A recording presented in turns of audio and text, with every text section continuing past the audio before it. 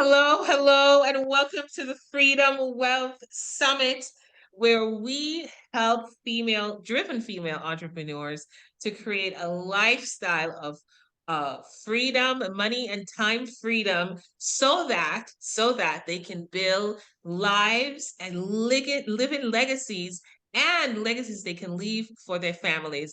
And today, my guest is an amazing time best-selling author, an amazing speaker who inspires all the women she comes in contact with, and just an all-round fun gal. And I want to introduce you to my new friend, Jill Lublin. And Jill, I just thank you for being here today. I know your schedule is really tight, and I'm appreciative that you came here to support our audience in how to think about money, how to create a new life. You're creating an amazing life. And if you want to share anything about that, you can go ahead. But go ahead and tell the audience a little bit more about your story, and then we'll get started.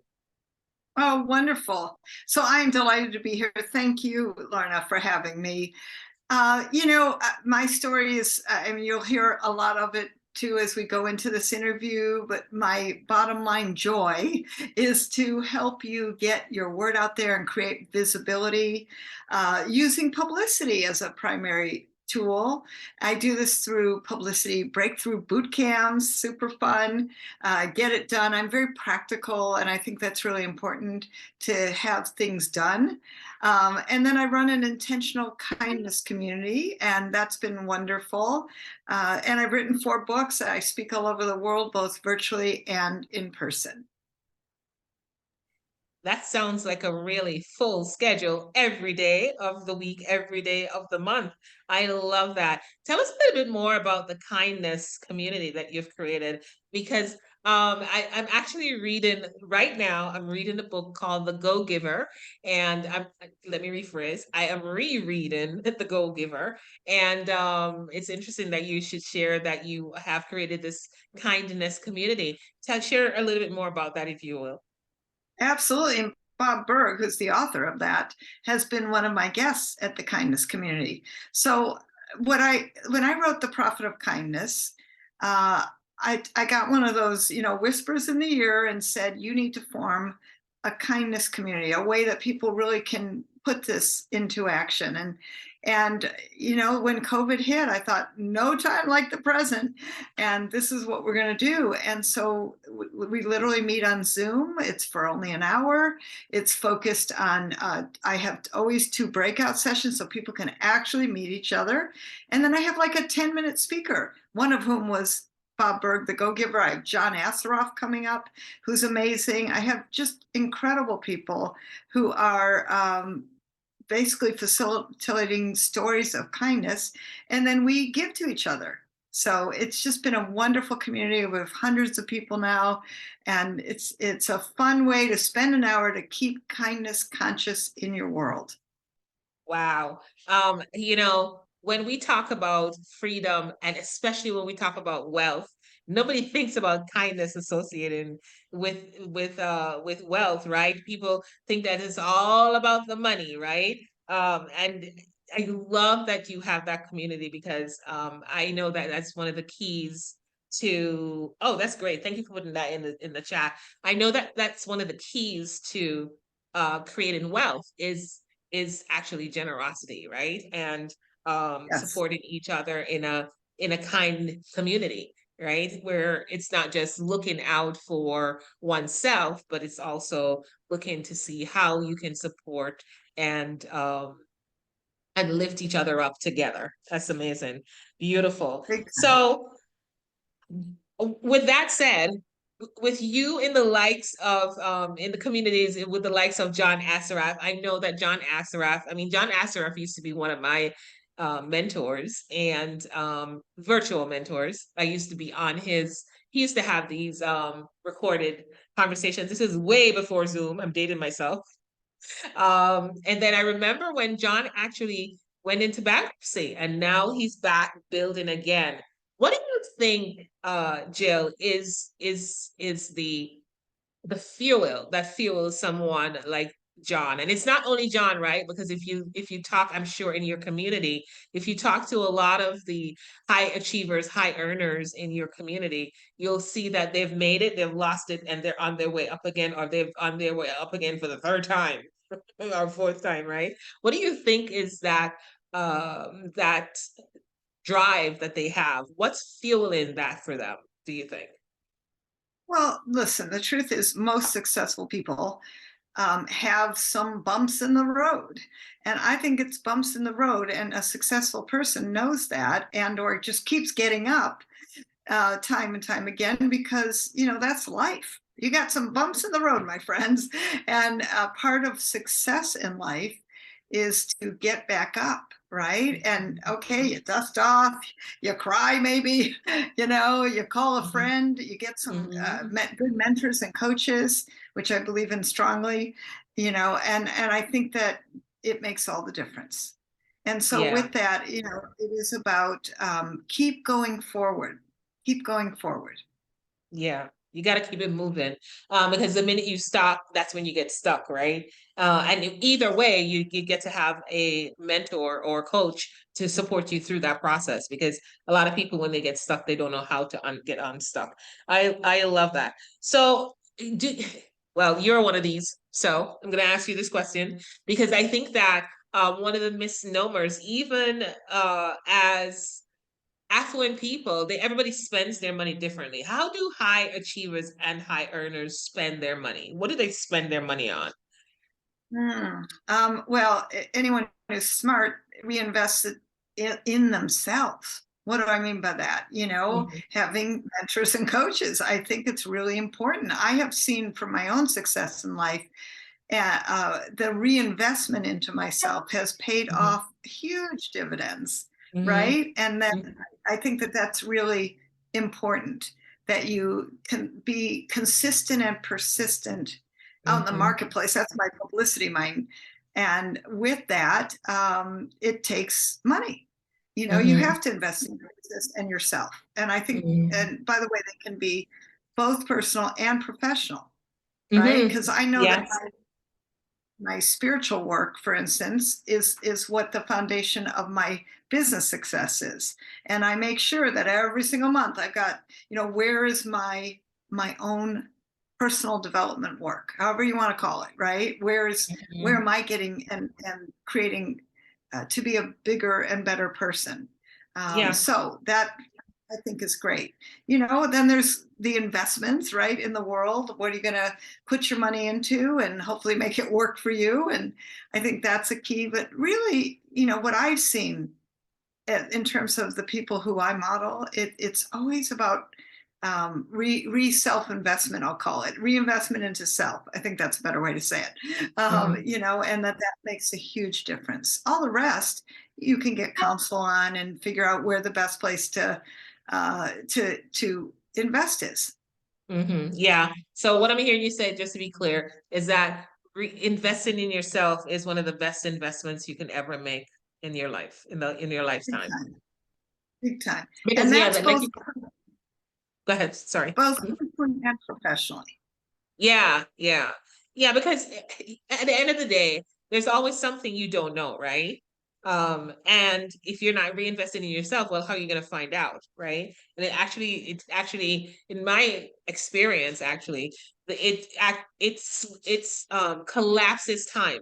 That's what I'm noticing. It collapses time because somebody else, the person who you're learning from, is somebody who has gone through already what you're trying to accomplish, right? So that collapses time for you because they can tell you the path to go on to avoid the mistakes that they made, right?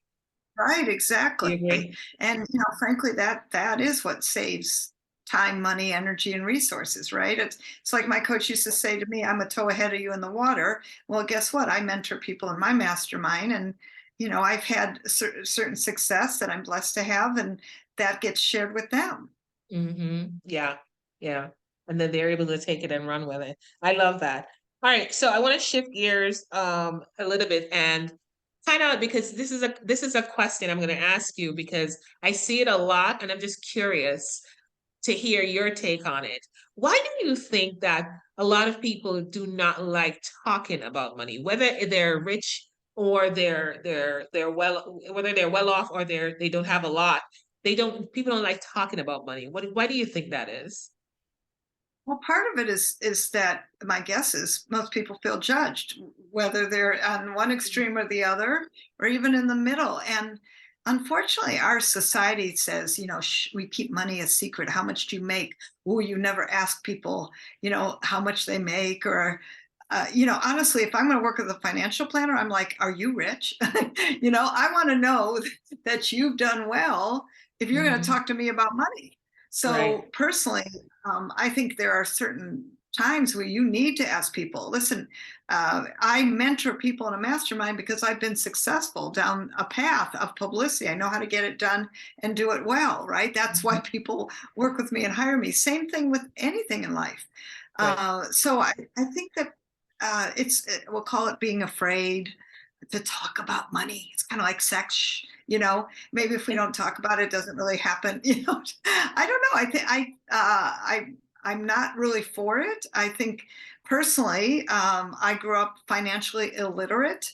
I had no idea, how to really make money. I didn't come from a family of wealth, any of that, and really had to struggle for it. And it wasn't until I started getting savvy about, what is money and the energy of money, and doing it in a way that contributes and that I get to contribute. I mean, all of that's really important.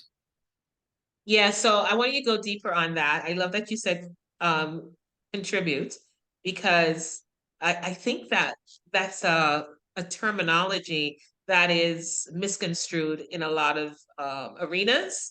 And contribution doesn't mean, again, my worldview, contribution does not mean that you do not get paid. So can you elaborate a little bit about when you say contribution, what is your worldview on that? Well, I mean What does that, it mean yes, to be a contribution? yeah. So to be a contribution means you come from a place of overflow. And, listen, you can contribute in time, in money, you can contribute with your personality. I mean, there's all kinds of ways to contribute. And I think all of them are important. I like to write checks every month to Mhm. nonprofit organizations. And Mhm. it's fun for me to pick up the envelopes and write a check and send it in. And it's actually part of what I do every single month. Yeah. And that for me is a sharing and a contribution. Mhm. So what I think is important to me also is making a difference. And that is a contribution into someone's life. For me, I do it through the kindness movement. I do it through taking over meals to my neighbor when she fell on her driveway, Mhm. and being a good neighbor, literally. So there are so many ways to contribute that are simple things that are easy to do, that don't have to cost a lot of money, or donate a percentage of your money and make sure that you're supporting others with money, because money is energy and it does make the world go round. Yes, and I think frankly do need it to live, and I prefer to live well, thank you. So I create and receive an abundant life, and that takes some focus, and Mhm. it sometimes is up and down, and even when you're, for me, a little down, I need to keep looking up in order to keep creating the wealth. Absolutely, absolutely. I love that response. I do a master class on purpose-driven money, and everything you said just now in that one little clip, it was that entire masterclass.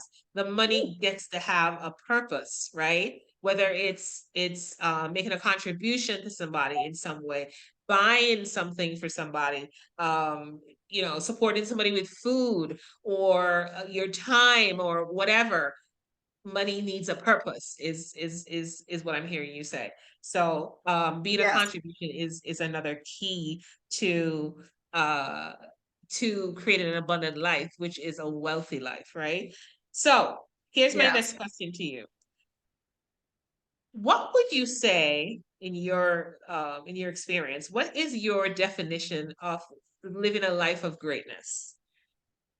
Oh, that's a big question. Well, first of all, for me, defining greatness and what that is. I mean, one thing I'm big on is full self-expression. Like, how can I be fully self-expressed? That is a life of greatness. And to Mhm. live it the way I want it. I don't love starting my work before 10 a.m. Now, by the way, I'm up, I'm doing things, I'm hanging out. I mean, I am at work. Sometimes it's more personal stuff. Sometimes I'm not at work, But what I know is that a life of greatness is living a life for me how I want to live it. And so that's certain lifestyle choices. That's making sure I have balance as much as possible in my life. That means I can go take a walk or a nap in the afternoon if I want to.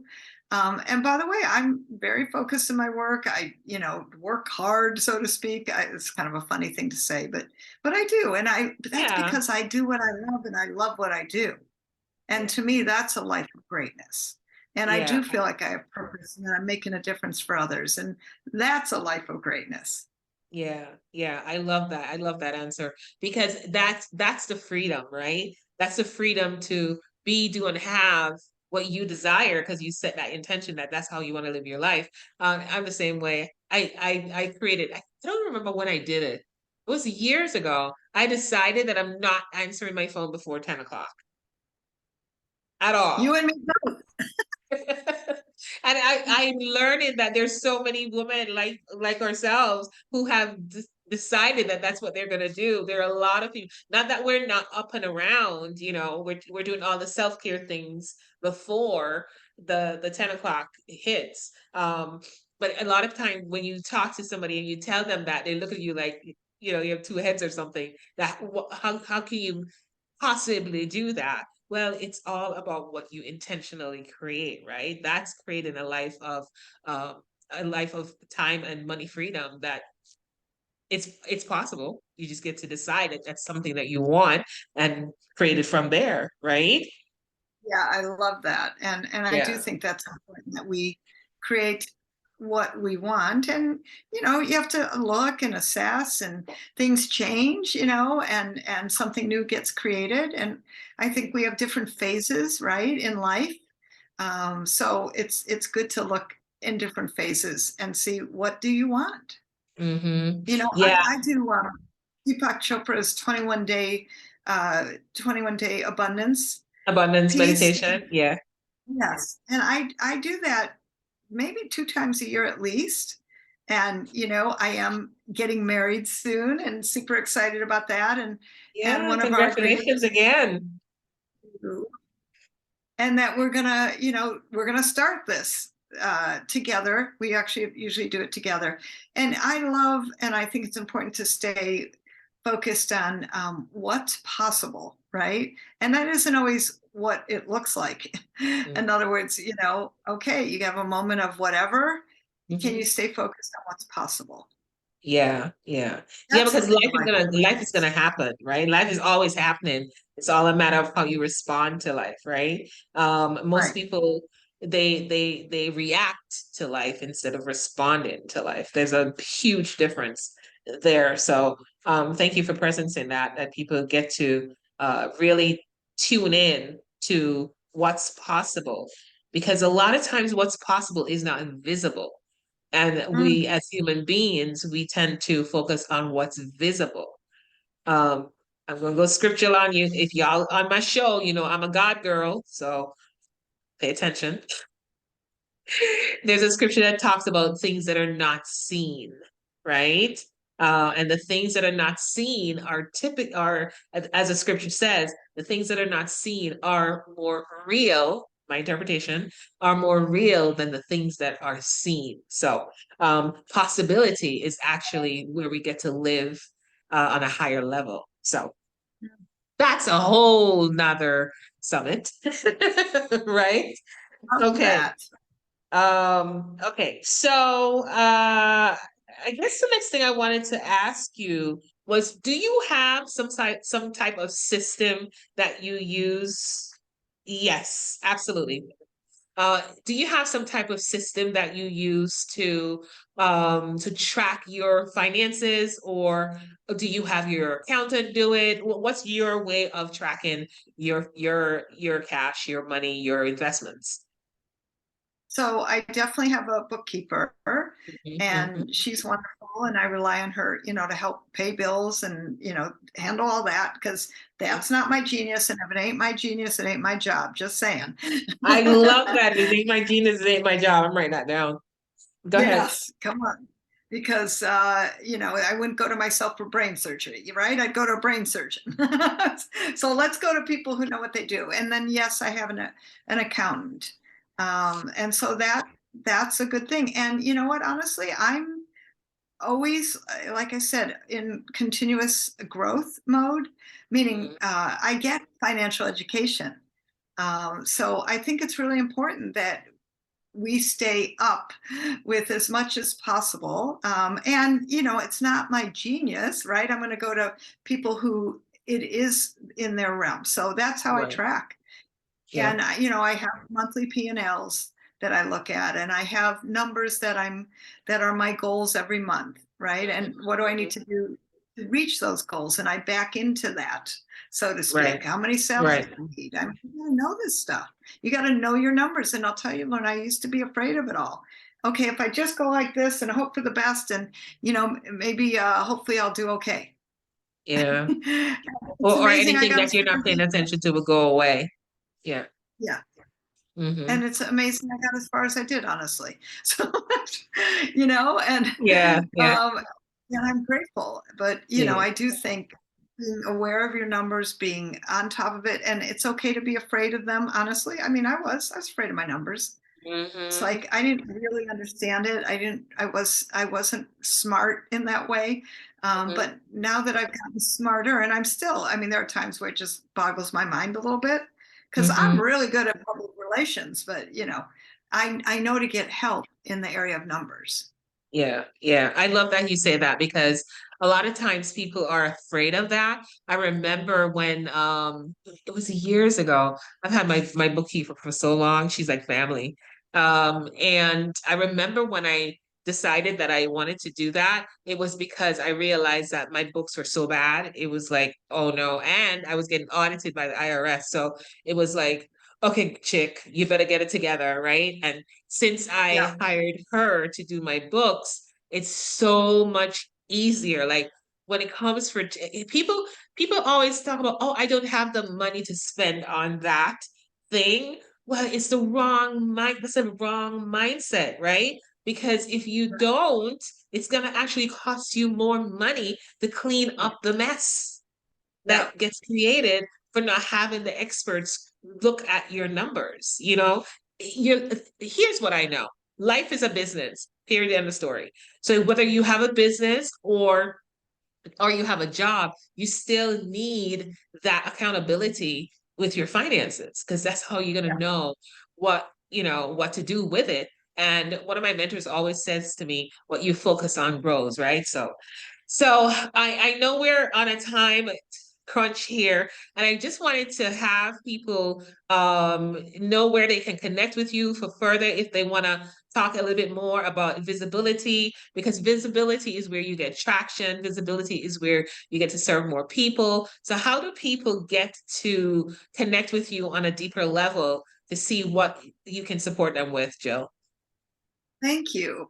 Well, I have a fabulous free gift for you, and that's a great way because Hmm. uh, actually in it, there's a free masterclass. It's live with me and interactive, where you actually get to ask questions. Plus, Hmm. there's a wonderful publicity action guide. So it's a 2-for-1 gift, which is super fun. And for Nice. that, yes, and you go to publicitycrashcourse.com/free gift. Sweet. Love that. Love that. Love that. Publicity crash course dot free gift, correct? Publicitycrashcourse.com .com. slash free. Free gift. Okay. Awesome. Amazing. And we'll have that up on your speaker page. So as people come in, they're going to be able to get access to that. All right. So Jill, thank you so much for taking the time. I appreciate you. You dropped so many nuggets, so much wisdom. I myself am going to go back and re-listen to this one because this was so much fun as well. And I want to wish you a really fun, joyous, smooth ride, wedding day, and I'm sure you're going to go on a fantastic honeymoon. So I want to hear all about it when you come back, so we get to stay connected. So wishing you all the best, blessings to you and your new husband and the new life that you get to create. And thank you for being here. Thank you. All right, hold on.